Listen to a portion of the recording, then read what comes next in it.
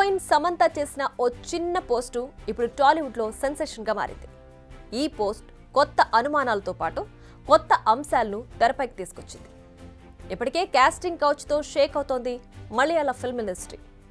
ఇప్పుడు ఈ ప్రకంపనలు టాలీవుడ్ను షేక్ చేయబోతున్నాయా?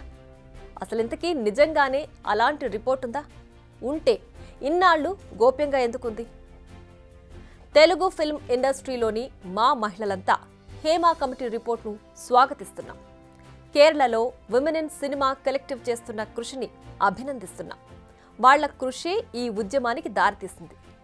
ఆ WCC నుంచి ఇన్స్పైర్ అయ్యి టాలీవుడ్ ఫిల్మ్ ఇండస్ట్రీలోని మహిళల కోసం group the voice of women ఏర్పాటైంది. లైంగిక వేధింపులపై సబ్ కమిటీ సమర్పించిన రిపోర్ట్ను పబ్లిష్ చేయాలని మేము తెలంగాణ ప్రభుత్వాన్ని కోరుతున్నాం.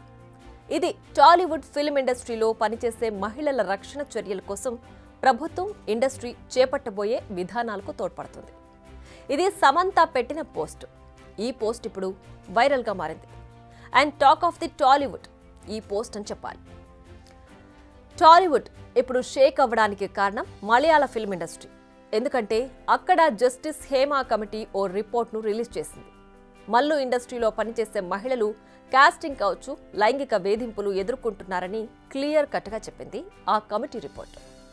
ఒక్కొక్కరుగా వారి గొంతు విప్పడంతో అసలు ఇన్ని దారుణాలు జరుగుతున్నాయా అని ప్రతి ఒక్కరూ షాక్ అయ్యారు. ఇప్పటికే వేధించిన వారి పేర్లు కూడా బయటకొచ్చాయి. వారిపై కేసులు కూడా నమోదయ్యాయి. అంతేకాదు, ఈ దారుణాలకు బాధ్యత వహిస్తూ association of Malayalam movie artist అధ్యక్ష పదవికి స్టార్ హీరో మోహన్ లాల్ కూడా రిజైన్ చేశారు. ఇప్పటికీ కూడా ఈ ప్రకంపనలు ఆగలేదు. అక్కడ రిపోర్టు బయటకు వచ్చినప్పుడు ఇక్కడెందుకు రావడం లేదనేది సమంత ప్రశ్న. నిజానికి 2019లోనే మీ టూ మూవ్మెంట్ స్టార్ట్ అయింది.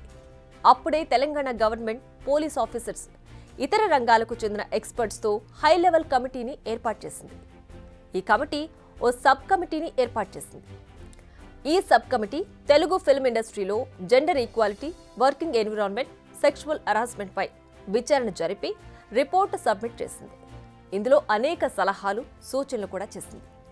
ఈ కమిటీ 24 క్రాఫ్ట్స్ అంటే junior artist, dancers, makeup artist, drivers ఇలా అన్ని రంగాల వారితో భేటీ అయింది. అనేక అభిప్రాయాలు సేకరించింది. ఈ సబ్ కమిటీలో సుప్రియ, స్వప్నాదత్, జీవిత రాజశేఖర్ లాంటి వారు ఉన్నారు.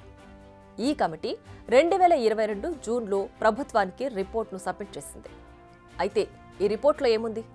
ఎలాంటి సలహాలు ఇచ్చారు? ఏం సూచించారు? టాలీవుడ్లో కూడా కాస్టింగ్ కౌచ్ ఉందా? లైంగిక వేధింపులున్నాయా అనే ఏ విషయం కూడా బయటకు రాలేదు. నిజానికి చాలా రోజులుగా ఈ రిపోర్ట్ బయట పెట్టాలన్న డిమాండ్లున్నాయి. ఇప్పుడు సమంత కోరింది కూడా అదే. సమంత పోస్టుపై భిన్న వాదనలు వినిపిస్తున్నాయి. అసలు మన టాలీవుడ్లో అలాంటి పరిస్థితులే లేవు. లేని అంశాన్ని తెరపైకి తీసుకొచ్చి వివాదాన్ని సృష్టించడం ఎందుకు అని వాదనలు వినిపిస్తున్నాయి. అంతేకాదు, సమంతకు నిజంగా ఏదైనా సమస్య ఉంటే ఇన్నాళ్లు ఎందుకు మౌనంగా ఉన్నారు? అప్పుడే బయట పెడితే చర్యలు తీసుకునే వాళ్ళం కదా అంటున్నారు. అంతేకాదు, రిపోర్ట్ అనేది బయట పెట్టేది కాదని కూడా వాదిస్తున్నారు.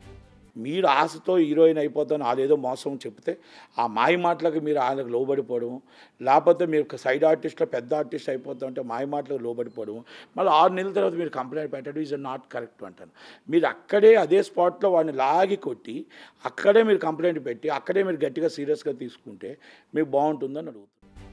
ఇక మరో వర్షన్ ఏంటంటే, కమిటీ వేశారు, విచారణ జరిపారు. మరి రిపోర్ట్ బయట పెట్టడానికి వచ్చిన సమస్య ఏంటి అనేది మరో క్వశ్చన్. టాలీవుడ్లో నటులు ఎదుర్కొంటున్న సమస్యలేంటి? బాగుంటే బాగుంది, లేదంటే ఇక్కడ సమస్యలున్నాయి అని చెప్పడానికి ఇబ్బంది ఏంటి? కేరళ ఇష్యూస్ చూశాక టాలీవుడ్పై అనుమానాలు పెరుగుతున్నాయి. నిజానికి ఇప్పటి వరకైతే ఎవ్వరూ బయటకొచ్చి ఫిర్యాదులు కానీ కామెంట్స్ కానీ చేయలేదు. బట్ సినిమాల్లో ఛాన్స్ ఇప్పిస్తామని అంతర్గతంగా ఏమైనా వేధింపులు జరుగుతున్నాయా అనే అనుమానాలు మాత్రం ఉండనే ఉన్నాయి.